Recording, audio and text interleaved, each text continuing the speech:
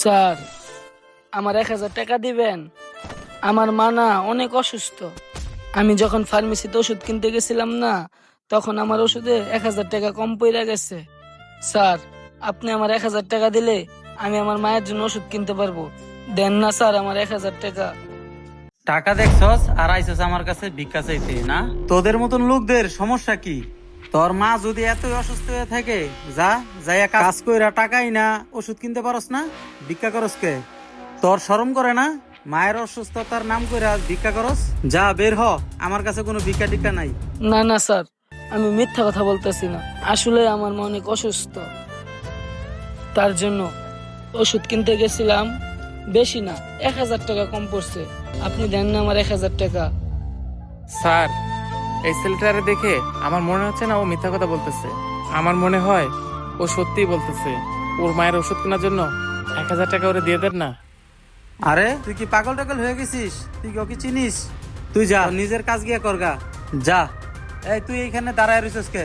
যা, ভিক্ষা টিকা নাই এইখানে। এই ছোট ভাই, এদিকে আসো। হ্যাঁ ভাই, কিছু কইবেন? স্যার, আজকে আমার বেতনের টাকা দেওয়ার কথা না, আপনি ওইখান থেকে 1,000 টাকা দিয়ে দেন ওরে। আপনি যখন আমার বেতন দিবেন, ওইখান থেকে 1,000 টাকা কাইটা রাখেন।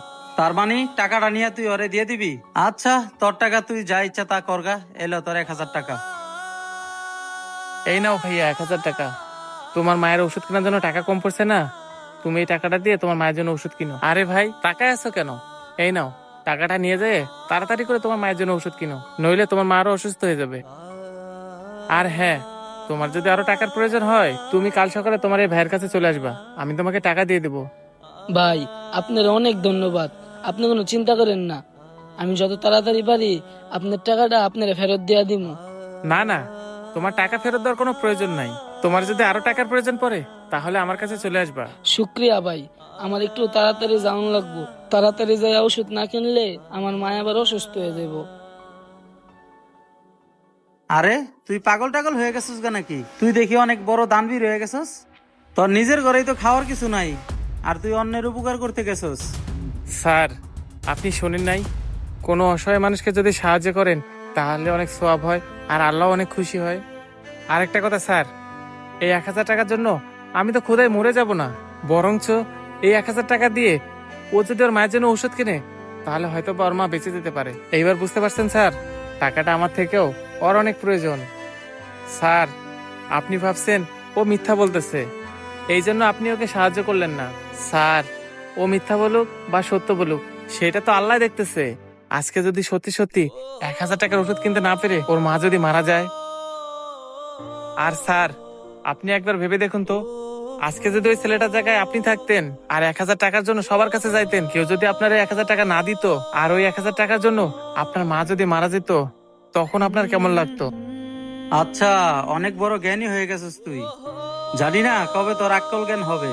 এর লেগেই তো সারা জীবন তোরা এক জায়গাতেই পড়ে থাকস। তোরা কোনো সময় বড় হইতে পারস না। তুই জানস ওই ছেলেটা তোকে বেকুব বানায় থুয়ে গেছে।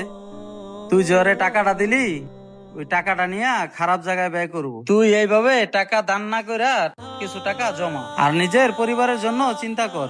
স্যার, সত্যিকারের ধনী লোক সেই যে মানুষের বিপদে উপকারে আসে।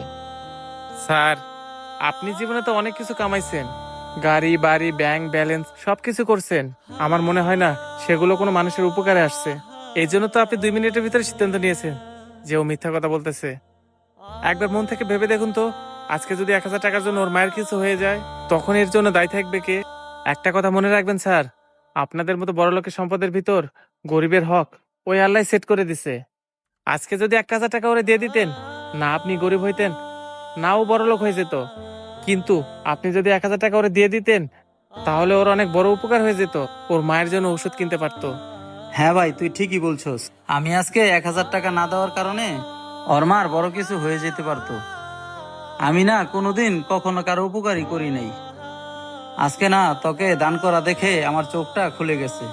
এই নে তোর বেতনের টাকা। স্যার, এখানে তো পুরো 10,000 টাকাই আছে, আপনার না 1,000 টাকা কম দেওয়ার কথা ছিল?